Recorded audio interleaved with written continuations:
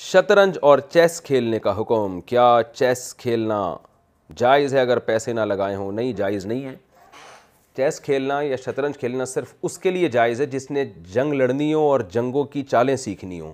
مجاہدین ہوتے ہیں، فوج کے افسران ہوتے ہیں جو صرف اس لیے کہ ان کا دماغ اتنا اس معاملے میں تیز ہو جائے کہ وہ دشمن کی چالوں کو سمجھ سکیں۔ اگر کسی کو اس طرح فائدہ ہو سکتا ہے تو اس کے لیے تو جائز ہے، باقی نارملی لوگوں کے لیے جائز نہیں ہے۔ وجہ اس کی یہ ہے کہ کھیل کا بنیادی مقصد ہے دماغ کو فریش کرنا، تو یہ جسمانی کھیلوں میں ہوتا ہے، دماغی کھیلوں میں نہیں ہوتا۔ دماغی کھیلوں میں آپ کا دماغ تھکتا ہے، تو دماغ جب یعنی مقصد تو کھیل کا یہ تھا کہ آپ جسم کو تھکائیں، دماغ فریش ہوگا تاکہ دماغ کو مفید کاموں میں استعمال کریں۔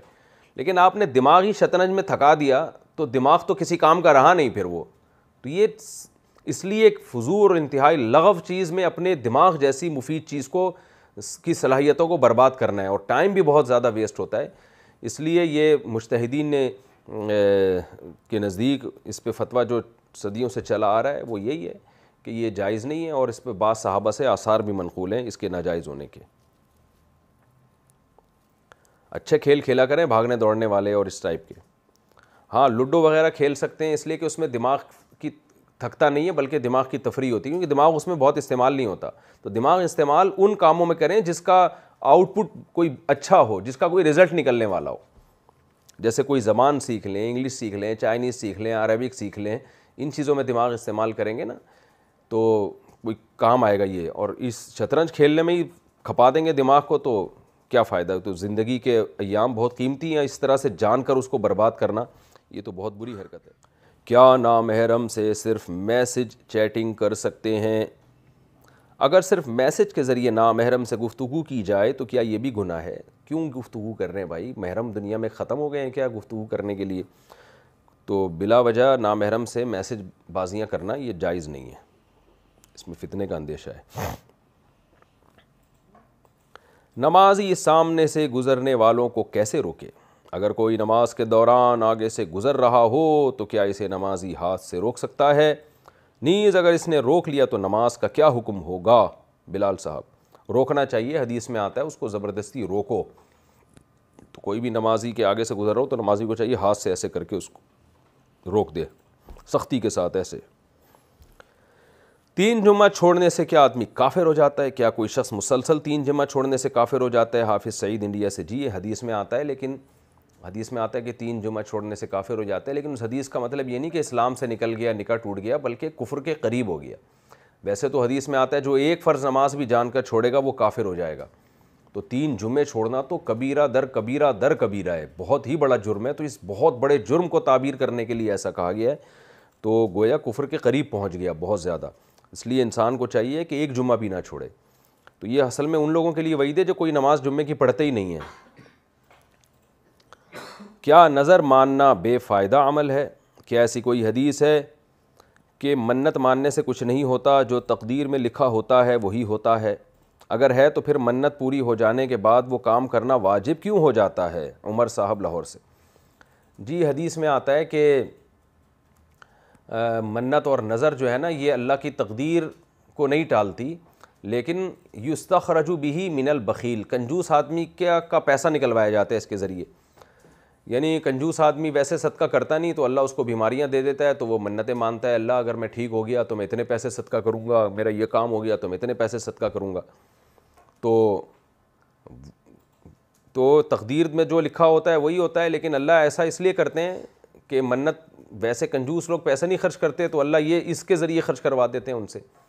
تو منت جب کوئی مانگ لے گا تو اس کو پورا کرنا واجب اس لیے ہے کہ اس نے اللہ سے ایک ایگریمنٹ کیا ہے، تو جب ایگریمنٹ کیا وہ ایگریمنٹ بہرحال پورا کرنا ضروری ہے۔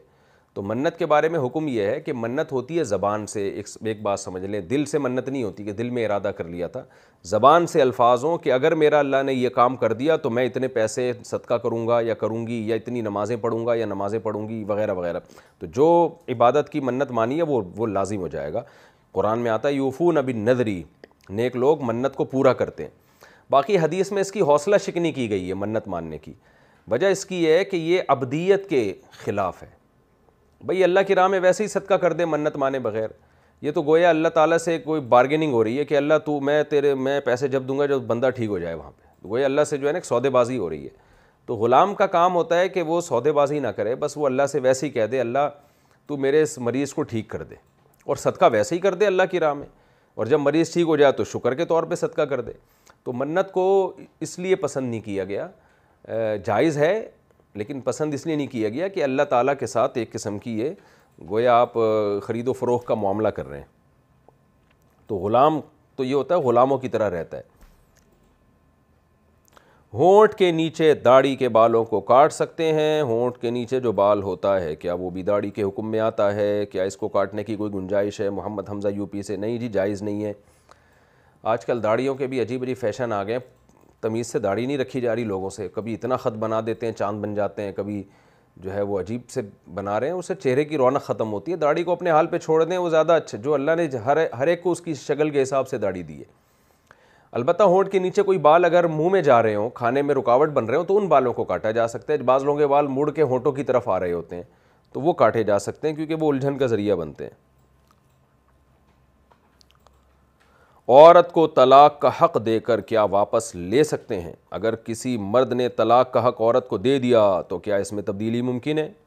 نیز اگر عورت نے طلاق دے دی تو کیا اس کی بھی عدت ہوگی اور حق مہر کون دے گا؟ مشتاق ملک۔ مرد نے عورت کو طلاق کا حق کیسے دیا ہے، اس کا جواب اس پر ہے، جب تک یہ سامنے نہیں آئے گا۔ مثال کے طور پر کسی مجلس میں مرد نے کہا کہ میں تمہیں بھی حق دے رہا ہوں کہ تم چاہو تو اپنے آپ کو طلاق واقع کر سکتی ہو، تو یہ تو مجلس کے ساتھ خاص ہوگا۔ مجلس اگر ختم ہو گئی تو طلاق کا حق بھی ختم۔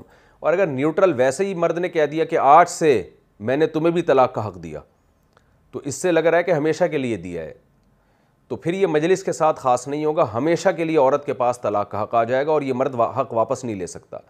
اسی طرح نکاح کے دوران اگر مرد نے عورت کو طلاق کا حق دیا، جیسے قاضی نے نکاح پڑھایا اور یہ کہا کہ میں نے فلاں کا نکاح فلانی سے کیا، اس شرط کے ساتھ کہ عورت کے پاس بھی طلاق کا حق ہوگا، تو اس شرط کے ساتھ جب نکاح ہوا اور ایجاب و قبول میں یہ الفاظ دہرائے گا تو بھی ہمیشہ کے لیے عورت کے پاس ڈیورس کا حق یعنی آ جائے گا، تو پھر یہ واپس نہیں ہو سکتا۔ اور خوب سمجھ لیں جب عورت کے پاس ایک دفعہ طلاق کا حق آ گیا تو پھر عورت اگر ایک طلاق کا حق ہے تو اس سے ایک طلاق رجعی ہوگی، اگر 3 طلاقوں کا حق ہے تو تینوں طلاقوں کا حق آ جائے گا اس کے پاس۔ پھر جب عورت طلاق دے گی تو وہ مرد کو نہیں دے گی۔ آج کل یہ عجیب فضول بات شروع ہو گئی ہے کہ لوگ کہہ رہے ہوتے ہیں وہ فلانے کی بیوی نے اپنے شوہر کو طلاق دے دی ہے، تو یہ ہو ہی نہیں سکتا۔ اسلام میں طلاق کا محل عورت ہے، مرد نہیں ہے، تو عورت جب طلاق دے گی تو اپنے آپ کو طلاق دے گی، وہ مرد کو نہیں طلاق دے گی، کیونکہ مرد نے اس کو طلاق کا حق دے دیا ہے۔ تو یعنی حق کا مطلب ہوتا ہے کہ مرد یہ کہہ رہا ہے کہ جیسے میں تمہیں طلاق دے سکتا ہوں تم بھی اپنے آپ کو طلاق دے سکتی ہو، تو طلاق ہمیشہ عورت پہ لگتی ہے، مرد پہ نہیں لگتی۔ تو اس لیے جب وہ اپنے اوپر طلاق واقع کرے گی تو بھی عدت بھی ہوگی اور مہر بھی، شوہر نے چونکہ حق دیا ہے نا اس کو، تو یہی سمجھا جائے گا شوہر نے ہی طلاق دی ہے اس کو۔ شوہر خود بھی طلاق دے سکتا ہے، کسی اور کے ذریعے سے بھی دے سکتا ہے، اور یہ بیوی کو بھی حق دے سکتا ہے، بیوی کے علاوہ تھرڈ پرسن کو بھی حق دے سکتا ہے کہ میں فلاں آدمی کو اختیار دے رہا ہوں کہ وہ چاہے تو میری بیوی کو ڈیورس دے سکتا ہے۔ تو جیسے فلاں آدمی جب اس کی بیوی کو طلاق دے گا تو یہ بھی مرد ہی کی طرف نسبت ہوگی، کیونکہ اپنا حق اس نے دوسرے کو دیا ہے، تو عورت نے اسی حق کو استعمال کیا جو شوہر نے دیا ہے، تو اس لیے یہ طلاق مرد ہی کی طرف سے سمجھی جائے گی۔ اس میں عدت بھی ہوگی اور اس میں نان نفقہ بھی ہوگا اور مہر بھی دینا پڑے گا۔